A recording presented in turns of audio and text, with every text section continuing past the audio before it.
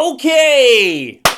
Listen, guys, I haven't made an anime video in a while, and I kind of feel bad about it. I know I got some subscribers that are anime fans, and they have been patiently waiting. So I figured, let's cover the anime that made me change how I thought about anime. Let's talk about Berserk.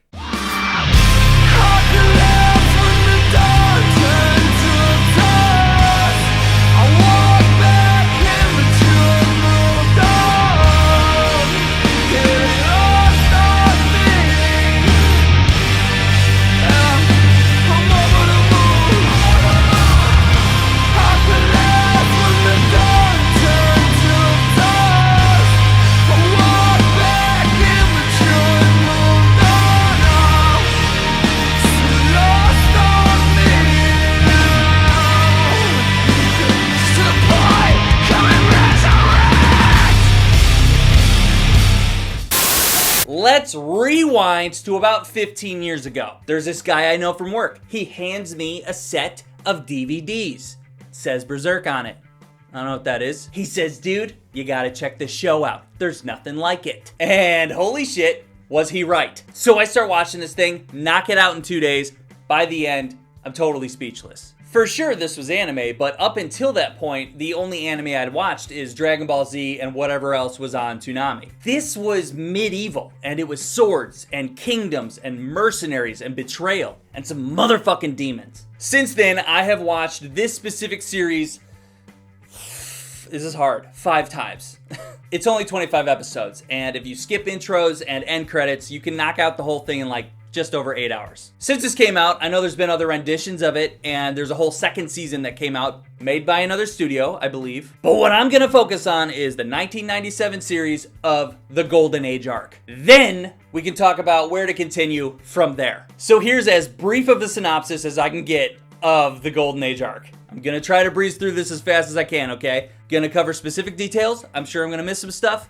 In the end, you can always go watch it. And if there's something that I missed that somebody wants to talk about, comment down below. I'll chat it out with you. This arc, it's all about 2 dudes. I know that there are other crucial characters throughout this thing, but it really just boils down to Guts and Griffith. This is where I'm going to dive in to my synopsis of the Golden Age arc. This is your spoiler warning. If you haven't seen this anime that's over 25 years old, spoilers! Guts is one of the greatest fictional characters of all time. He was born from a fucking corpse and discovered by a mercenary group that raised him. And they raised him just about as horribly as you could imagine. This is where he learned how to fight, specifically as an underdog. This is where he learns how to survive. Guts has a will to survive that drove him to become the ultimate weapon, a total war machine. His absolute refusal to die on the battlefield pushed him to go beyond a normal person in strength and fighting skills. He's known for wielding this enormous sword that no one ever thinks he can even lift. But we all know, he can. As a young lad, while Guts was demolishing some dudes in a battle, he comes across another mercenary group called the Band of the Hawk. His skills on the battlefield catch their attention, especially their leader, Griffith. Griffith is a dude that was born a commoner, and he desires to rule his own kingdom. He'll do anything to get there, and he's driven to do it in any way possible. Griffith's willpower to rule his own kingdom is comparable to Guts' will to survive. Griffith is also an incredibly skilled fighter as well, and he's smart and he's tactical. Most importantly, Griffith believes in himself and his dreams so much that he easily convinces others to follow him. He's a natural leader. When Griffith was a young boy, he came across a woman that gave him this.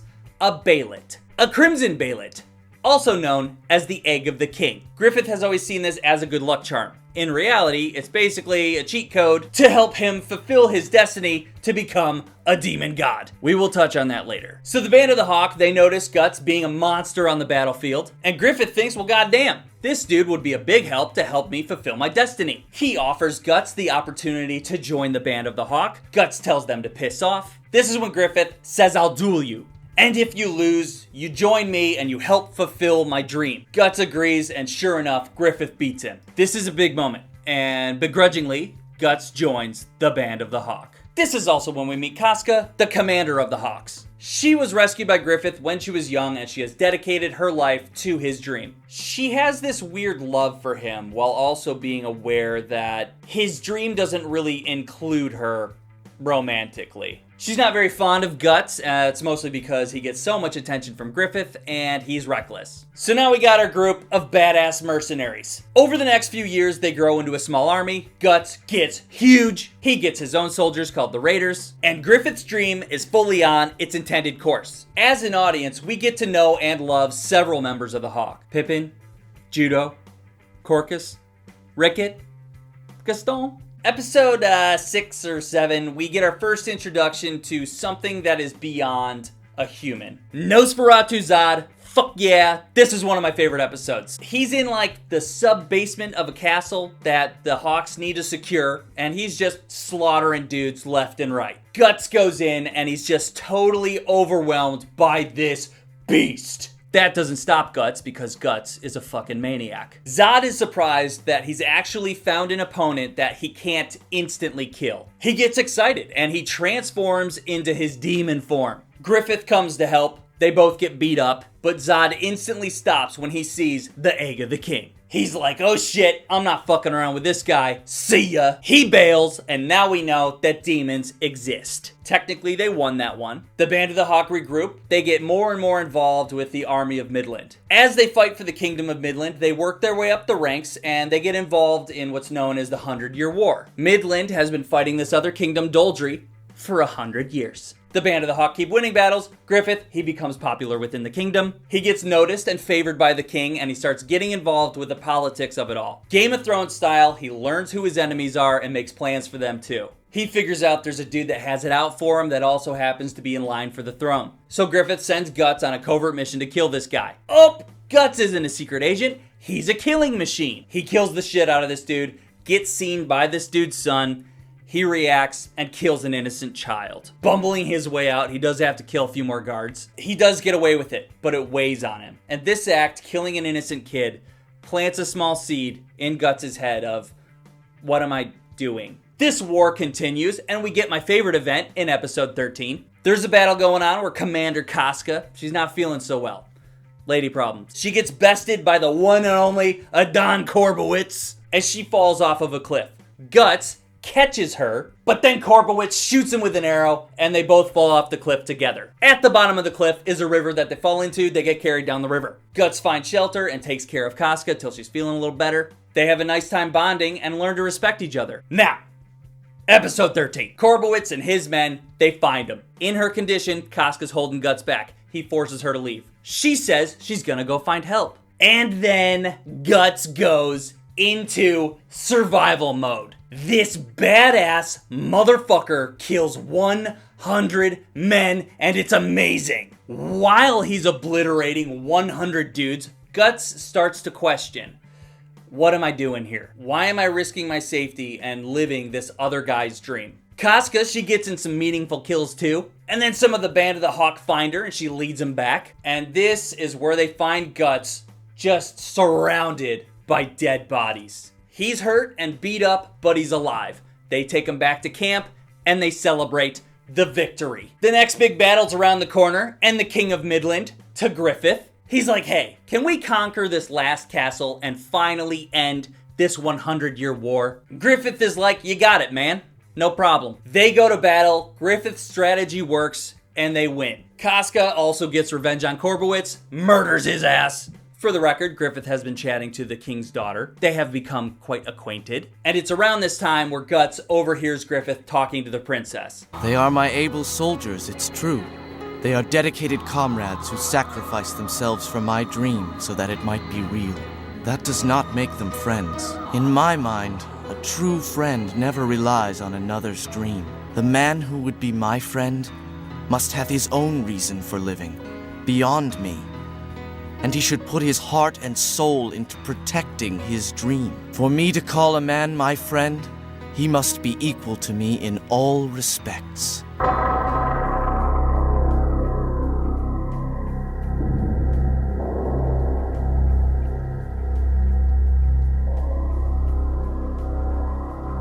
This hurts Guts, and he has always seen Griffith as a friend. This is when he realizes he's no longer interested in living out another man's dream. He no longer wants to kill for someone else. He's lived fighting for his life rather than living it. Now that the war is over and Griffith is safely on the path to achieving his dream, Guts decides to leave. He wants to find out what his own destiny is. He wants Griffith to see him as an equal. Casca catches Guts leaving. No one's happy about this, especially Griffith. Griffith stops him and puts the same challenge on the table as before. If Guts can beat Griffith in a duel, he can go. Guts beats him in one single swing of his giant fucking sword.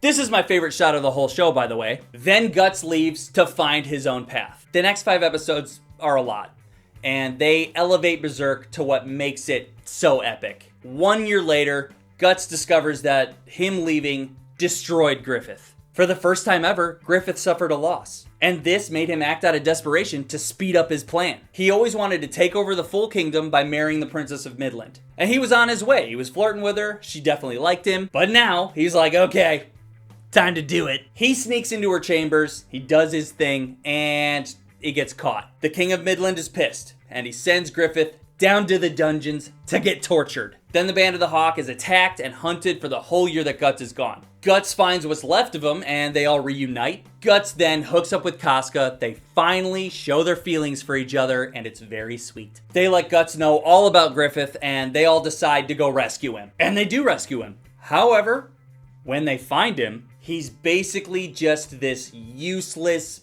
body. His Bailet, his lucky charm, was thrown away. His tendons in his wrists and his feet were severed. And his tongue was cut out. Brutal. After seeing Griffith, Guts goes nuts and rampages and gets all them out of there. After they get Griffith to safety, they realize Band of the Hawk's gonna need a new leader. And the members of the Band of the Hawk tell Guts that we will follow you. Guts is surprised and overwhelmed, and he realizes that maybe his destiny is to lead his own group and keep what's left of the Band of the Hawk alive. He can be part of a family. He can love this woman. There's just this shred of happiness. We get this happiness for like this amount of time. Griffith has been sitting in this horse and carriage, seeing all that's happened. He's able to get control of it, and he takes off. He crashes into this pathetic pool of water. He broke his arm. It's like hanging there. It's gross. This is it for him. He sees this jagged rock and attempts to kill himself with it. And this is when he discovers his lost Bailet. The Band of the Hawk catch up with him, and then Guts sees the Bailet start to transform into a fucking face. And then we get the eclipse. The fucking eclipse. So all of a sudden, the world around the Band of the Hawk becomes faces. Big red faces. Demons start showing up out of nowhere, and then the apostles appear. The apostles are these 4 demon gods looking to complete the God Hand, with the final apostle to bring the demon world into this realm. The 5th apostle being Griffith. Griffith has a vision, and the apostles explain to him that his desire to rule his own kingdom was not only his dream, but this ambition of his made him capable of becoming the 5th apostle. His destiny is to be a god, and every single person killed along his path was for this purpose. And the only way to complete his transformation is to sacrifice the Band of the Hawk. He submits to their request. And all of our favorite characters that were built up over these 24 episodes, they're all branded, and they start getting slaughtered. It's devastating, it's violent, it's brutal. It killed me the first time I saw it, and it killed me the 5th time I saw it. So all these members are being sacrificed. Everything comes down to Guts and Casca. They're the 2 survivors. Obviously, Guts is going apeshit and killing demon after demon. Then they reveal the fully formed Griffith as an apostle, Femto. He flies down and reveals himself to Guts, and he decides to get revenge on this man that caused him to lose his dream. He has the demons bring Casca over, and he begins to her. Yup. And as Casca is being, Guts is going fucking berserk. A demon bites down, latches onto his arm. He can't get out, so he brutally cuts off his own arm. Then as he gets loose, the other demons hold him down and force him to watch. Then as he's being held down, one of the demons pokes one of his eyes out, and the anime ends right fucking there.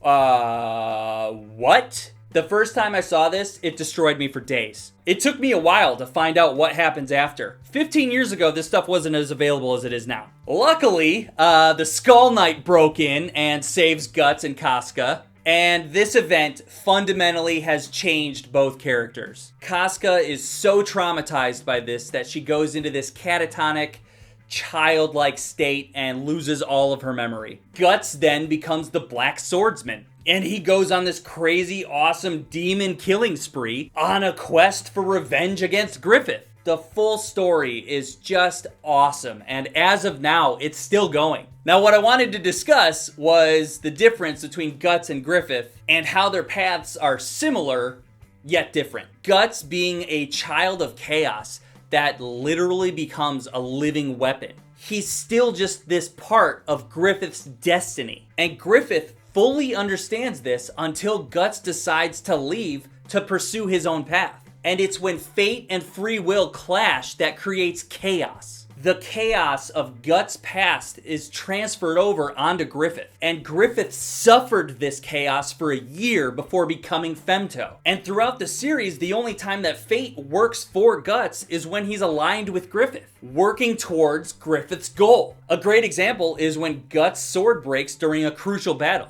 Looks like he's gonna lose, looks like he might die. Oh, Nosferatu Zod is watching the battle. He chucks his sword down. He intervenes. Guts uses his sword and beats this other dude. What's really fun to think about is how much of this was all part of a bigger picture. Guts was supposed to die in the eclipse, and he's still branded for sacrifice. Is his destiny still to be a sacrifice for the demons? It's his free will and his drive to survive that keeps him alive. How long is that supposed to last? And how many more times is he gonna cross paths with Griffith? There's this archetype of character that's always been my favorite. The character who's afraid of their own dark side. The character that's afraid of what might happen if they give into their dark side. Typically, what keeps them in check is their friends and their family and their morals. Guts fits this archetype until the eclipse happens. This event took everything from him. The little that he's gained over all these years, it's all gone. He has no more family, he has no more friends, and he's been so betrayed that now his morality is non-existent. We get to see what happens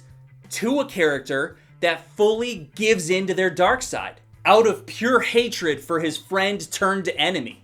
And it is so rewarding. How about Griffith? Does his dream come true? Does he rule a kingdom? Is the kingdom full of demons? Both of these characters had this idea of how their life would go, and their world literally got turned upside down. Griffith giving into his destiny and being rewarded with godhood, Guts being severely punished. He lost the battle of fate versus free will, and now all of his willpower is geared toward killing demons. Everything after the eclipse is so different now, but it's still just Guts versus Griffith. This dude that's driven to survive versus this dude that's driven to rule. That's why I love the Golden Age arc so much. It's just this blip in time compared to the 30 years of manga, but it's the most crucial with how these characters became who they are now. We fell in love with the Band of the Hawk, and we were so happy to see their success. And any shred of happiness was taken away from us. And we got thrown into this world of anger and despair and vengeance. Honestly, one of the biggest jolts of fiction I've ever seen. And I think that The Eclipse is one of the biggest moments of all fiction. I absolutely hate it, and I absolutely love it all at the same time. It's so fucked up. If you want to know what happens from here on out, I say first, read the manga. That's your best source right there. If you don't have the time or the money, I'd say a good reference is this YouTuber called TheAllmightyLoli. He's created a 21-hour video that covers all of Berserk up to when the creator, Kentaro Miura, died. And he's covered every chapter after that as well. I will post a link to that video in the description. Yeah, Berserk, 97. It's one of my top 3 favorite animes. There's not really anything I dislike about it. I'd say maybe the animation looks a little cheap, but you know, budgets for anime back then were pretty cheap. It just rocked me when I first saw it, and the overall story is fucking amazing. Guts is this absolutely fantastic character that just evolves over time in such a fascinating way. That's enough. Enough Berserk. I'm glad I finally talked about it. I've been waiting for years. If you guys are Berserk fans and you just stuck around to see what I had to say, let me know what you think. Comment down below. We'll chat about it. Okay, see ya. Subscribe. So, the brand of sacrifice. Of all the Berserk tattoos I've seen out there, I see this one as the most common. And I just think that if you get a tattoo of the brand of sacrifice, you're fucking crazy. Why would you brand yourself as a sacrifice for demons to eat you? I mean, it's actually pretty metal. Yeah, that's metal as fuck. I don't think I'd have the balls to do it. But it's pretty metal. Oh yeah, I don't know how I forgot to mention this. The intro song to Berserk, it's the best anime intro song of all time. Fuck out of here if you disagree. Fuck out of here. Tell me why.